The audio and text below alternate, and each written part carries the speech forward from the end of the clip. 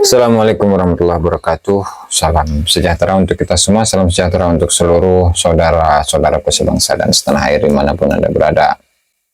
Kembali lagi bersama dengan saya Abdullah Jazuli di channel ini, dan pada kesempatan kali ini saya akan membacakan tulisan terbaru dari Kiai Haji Madudin yang dimuat di website RMI NU Banten. Tentu dalam tulisan sebelumnya Kiai Haji Madudin itu mengkritisi sanad yang disebutkan oleh Gus Rumel, bahwa ada kemiripan antara sanad yang disebutkan dalam kitab itu dan sanad yang disebutkan oleh Al-Khatib Al-Baghdadi di dalam Tarikh Baghdad, yang pada intinya di situ ada indikasi-indikasi kepalsuan.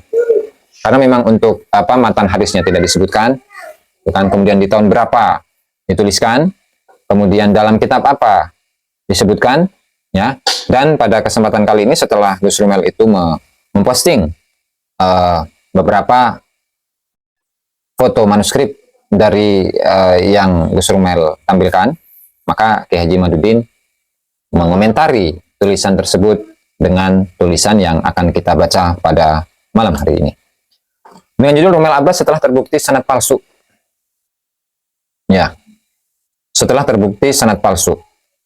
Gus Rumel dalam tulisannya yang berjudul Syarif Alawi dan Al-Hasan Al-Husaini, benarkah memiliki makna genealogi, menjadikan sebuah sanad hadis sebagai hujah bahwa sosok Abdullah adalah sosok historis. Perhatikan sanad Gus Rumel berikut ini. Hadatsana Al-Hasan bin Muhammad Al-Allal, qala hadatsana Jaddi Abdul Hasan Ali bin Muhammad bin Ahmad bin Isa Al-Allal Al-Alawi bil Basrah. Qala hadatsana Ammi Abdullah bin Ahmad Al-Abah bin Isa Al-Alawi Nazilul Yaman. Qala hadatsana Al-Husain bin Muhammad bin Ubaid Ibn Al-Askari di Baghdad. Qala amba'ana Abu Ja'far Muhammad bin Husain Ad-Daqaq. Qala amba'ana Al-Qasim bin Bishr. Qala amba'ana Al-Walid bin Muslim. Qala haddatsana Al-Auza'i. Qala haddatsani Abdurrahman bin Qasim wa haddatsani Al-Qasim bin Muhammad an Aisyah radhiyallahu taala anha. Sanad itu terbukti palsu. Bagi imat ya.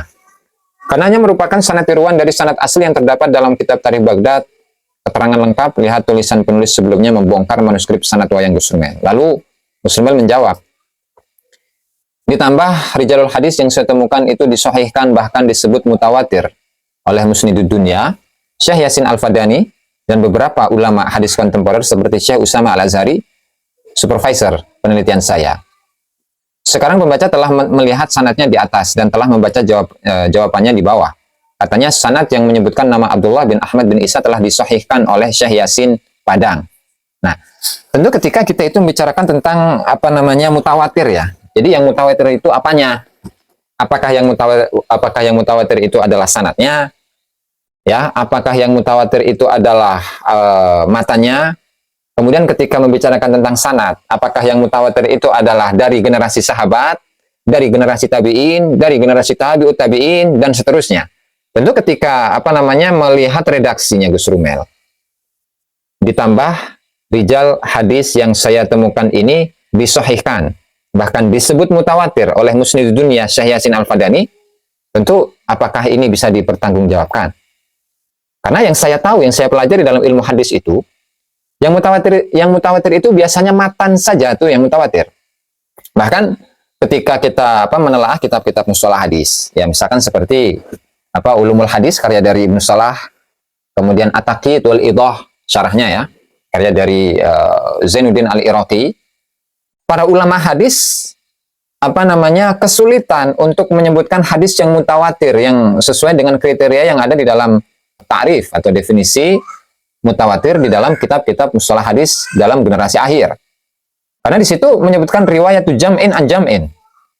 Ya, riwayat dari sekelompok orang, segolongan orang, dari segolongan orang yang banyak. Nah, sementara untuk yang paling pantas untuk menjadi sebuah contoh hadis yang mutawatir itu paling innamal a'malu binniyah. Ya, itu satu. Kemudian untuk contoh yang kedua itu paling man kadziba alayya muta'ammidan falyatabawa maq'adahu minan nar. Paling itu. Nah, untuk sanadnya tidak bisa dikatakan sebagai sanad yang mutawatir.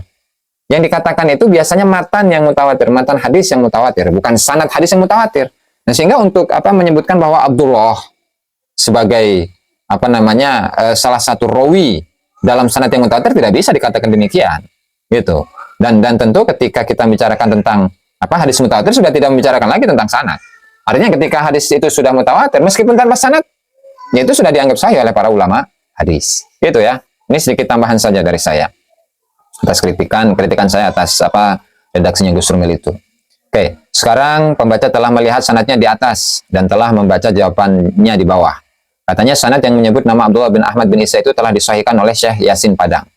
Untuk menguji kejujuran Gus Rumil, penulis tantang ia untuk menyebutkan kitab apa yang menyebutkan bahwa Syekh Yasin Padang mensahihkan sanad hadis yang menyebut Abdullah bin Ahmad bin Isa. Itu juz berapa? Halaman berapa? Jika ia tidak berdusta, maka ia akan menyebutkan kitabnya. Juz berapa? Halaman berapa? Jika menjawab muter-muter lagi, maka pembaca bisa menilai sendiri. Prediksi penulis, ia akan berkelit begini. Lihat judul tulisan saya. Saya hanya berbicara tentang sanad yang saya bahas bersama santri gunung. Bukan sanad yang dimaksud Kiai asal Banten itu. Kira-kira demikianlah ia akan berkelit. Kita lihat saja. Apakah ia mengakui sanad di atas palsu atau tidak? Kenapa ia berani menyuguhkan sanad palsu semacam sanad di atas tersebut? Kitab apa yang menyebut? Juz berapa, halaman berapa, jangan berkelit lagi, jangan muter-muter lagi. Tulis ulang sanad di atas, kemudian terangkan pengambilannya dari mana. Katanya Syekh Yasin Padang telah menyebut. Silahkan tampilkan dalam kitab apa, ibarahnya mana. Ini udah serius. Zaman dahulu, ketika antar satu madhab dan madhab lain saling berkompetisi, tidak sehat.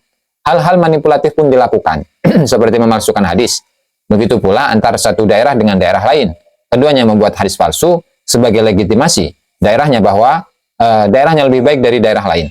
Hari ini terulang, tetapi bukan untuk madhab atau daerah, ia hanya untuk nasab. Itu artinya yang contohkan oleh Kiai Haji Madudin itu adalah beberapa motif-motif yang biasa digunakan untuk membuat hadis yang maudhu.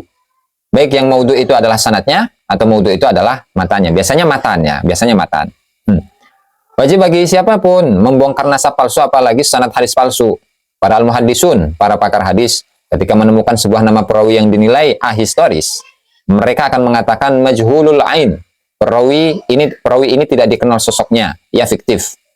Perkataan para pakar hadis semacam itu bukan fitnah terhadap perawi itu, tapi untuk mengatakan kepada umat bahwa hadis itu tidak dapat diterima sebagai hujah dan dalil. Karena dalam susunan nama-nama perawinya, ada seorang yang dianggap fiktif, yaitu seseorang yang sama sekali tidak disebutkan dalam referensi-referensi manapun sebagai sosok historis. Terakhir sampai saat ini, RA, Gus Rumil, atau siapapun, belum ada yang mampu menjawab 12 pertanyaan pokok terputusnya nasab Ba'alawi.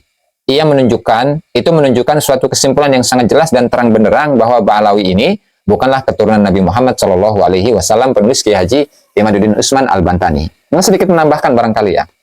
Nah, ada salah satu orientalis yang dia meneliti tentang sejarah yang ada di Hadramut. Yang pada intinya, orientalis itu menyimpulkan bahwa kitab-kitab sejarah yang ditulis oleh Ba'alawi sendiri, atau yang ditulis oleh para muhibbin yang pro kepada Ba'alawi, itu semuanya memiliki alur-alur yang sama. Yang diantaranya adalah membesar-besarkan tokoh-tokoh yang mereka sebutkan. Mulai dari misalkan Alwi atau Ubaidillah, generasi selanjutnya, kemudian Alwi Khalil Qasam, kemudian Muhammad bin Ali Sahib Mirbat, kemudian Faqih Muqaddam, kemudian generasi Abdurrahman As-Segaf, dan seterusnya. Itu sudah biasa di kalangan mereka, dan tujuannya itu adalah agar ya masyarakat memahami dan mengetahui bahwa mereka itu memiliki posisi yang tinggi di sisi masyarakat, bahkan dari zaman dulu, gitu, dari abad ke-4 Hijriah, ya, sehingga hal ini ya bisa menunjukkan bahwa ada indikasi bahwa Ahmad bin Isa ini bukan lagi Ubaidillah yang dinilai sebagai tokoh fiktif, tapi kalau di Hadramut secara khusus ada indikasi bahwasannya Ahmad bin Isa yang ada di Hadramut adalah tokoh fiktif, karena melihat keturunan dari Ba'alawi ini sangat menjunjung tinggi nasab, bahkan dalam kitab apapun ya, bahkan dalam sanad khirqah itu malah menjunjung tinggi nasab. Kan ini nggak sinkron, saudara. Kan ini nggak sinkron dengan apa yang seharusnya menjadi sebuah data sejarah. Biasanya data sejarah itu menyebutkan segala sesuatu itu apa adanya, tidak melebih-lebihkan, tidak menambahi dan mengurangi. Kan begitu. Di samping di sisi lain juga data-data sejarah dari tokoh-tokoh non-Ba'alawi, khususnya yang tidak memiliki kepentingan untuk atau yang berkaitan dengan nasab Ba'alawi, itu sama sekali tidak menyebutkan tokoh-tokoh mereka itu di abad-abad awal. Itu mereka bukanlah siapa-siapa, bahkan mereka sama sekali tidak disebutkan dalam kitab-kitab mereka. Misalnya seperti Muhammad bin Ali Sahib Mirbat. Ya. Ibnu Samurah sama sekali tidak menyebut Bahkan ada indikasi di situ penyangkokan bahwa yang menyebarkan ilmu, yang menyebarkan mazhab Syafi'i di Mirbat itu adalah Muhammad bin Ali Sahib Mirbat. Padahal kalau di dalam kitab-kitab yang non Ba'alawi atau kitab-kitab sejarah Yaman yang non Ba'alawi, yang non Hadromi, itu tidak sama sekali menyebutkan tokoh tersebut, dan justru yang disebut adalah Muhammad bin Ali Al-Qal'i. Bahkan Muhammad bin Ali Batohan yang merupakan salah satu murid dari Muhammad bin Ali Al-Qal'i ketika menyebutkan bahwa yang menyebarkan mazhab Syafi'i di Mirbat secara khusus dan di Yaman, di Hadramut secara umum itu adalah Muhammad bin Ali Al-Qal'i, itu ditepis habis oleh Alwi bin Thahir Al-Haddad dan juga Shalih Al-Hamid dalam tarikh Hadramut. Ya. Sehingga tentu hal ini menunjukkan sebenarnya ada apa? Menjunjung tinggi nasab yang padahal nasabnya itu tidak jelas. Ubaidillah itu siapapun juga tidak jelas, adalah tokoh yang fiktif, jelas tokoh fiktif. Ya, karena memang tidak ada data sama sekali. Dan tadi oleh Abdurrahman Al-Attas dalam kitabnya Anil Haqiqati fi Nash'atil Faqihil Muqaddam Muhammad bin Ali Ba'alawi wa ulumihi wa usuli tariqatihi. Ya, di situ beliau menyimpulkan bahwasanya isi dari kitab Al-Jawharus Syafaf yang merupakan salah satu dari sumber utama dalam kitab-kitab nasabnya Ba'alawi, itu beliau menyimpulkan bahwa di dalamnya hanya ustu asatir, dongeng-dongeng yang memerlukan penelitian secara sanad dan secara matan. Ya, barangkali ini saja yang bisa saya sampaikan dalam video ini. Kurang dan lebihnya saya mohon maaf. Wallahu a'lam bishawab. Wassalamualaikum warahmatullahi wabarakatuh.